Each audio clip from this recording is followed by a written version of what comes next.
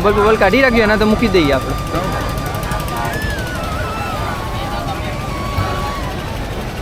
કશું હતું નહીં ભાઈ અહીંયા, તમે જોવો ને ભાઈ.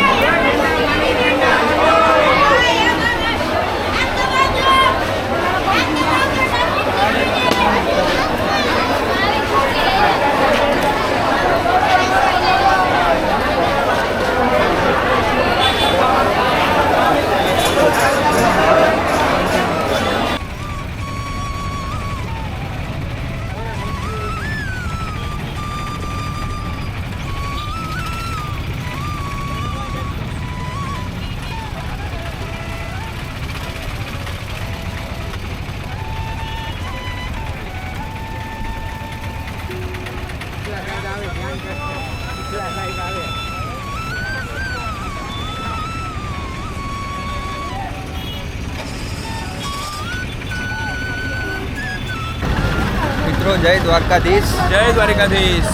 દ્વારકા ખાતે સુદર્શન સેતુ એના ઉપરથી દ્વારકા પહોંચી ગયા છે મિત્રો. કેવું રહ્યું મનીષભાઈ? આજે 18/5/2024ના રોજ હું મારા મિત્ર વિશાલભાઈ રામાનુજ બંને સાથે મળી જે માનનીય વડાપ્રધાન નરેન્દ્ર મોદી સાહેબે સુદર્શન સેતુનું નિર્માણ કર્યું છે એનો ખૂબ અનેરો આનંદ લીધો. અને હાલ અમે બેટ દ્વારકાની અંદર શ્રી દ્વારકાધીશની પુરાણી નગરી જેને કહેવાય ત્યાં દ્વારકાધીશના દર્શન કરવા અર્થે આવ્યા છીએ. અને ખૂબ જ આશ્ચર્યજનક દ્રશ્યો દેખાઈ રહ્યા છે, કારણ કે 2011 ને 2015માં પણ હું આ જ જગ્યા પર આવેલો હતો. તો એ સમયની જે સ્થિતિ હતી ને આજની જે સ્થિતિ છે એમાં જેમ રાત દિવસ અને સૂરજ અને ચંદ્રમાનો જે તફાવત છે એવો અદ્ભુત તફાવત વિકાસનો જોવા મળ્યો છે. ભારત માતા કી જય, વંદે માતરમ. મિત્રો ખૂબ જ યાત્રિકો આવ્યા છે અહીંયા દર્શન કરવા, અને આપને હું વિઝ્યુઅલ બતાવીશ કે મંદિર સામે છે અને ખૂબ જ યાત્રાળુઓ અત્યારે ઉનાળાના સમયમાં પણ લોકો આવતા હોય છે દર્શન કરવા મિત્રો. તો અમે પણ દર્શન કરીને આપને અપડેટ આપીશું. જય દ્વારકાધીશ.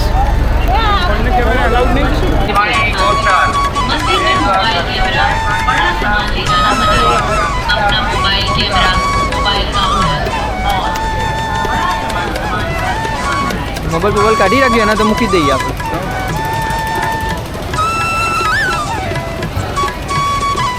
કશું હતું નહીં ભાઈ અહીંયા, તમે જોવો ને ભાઈ.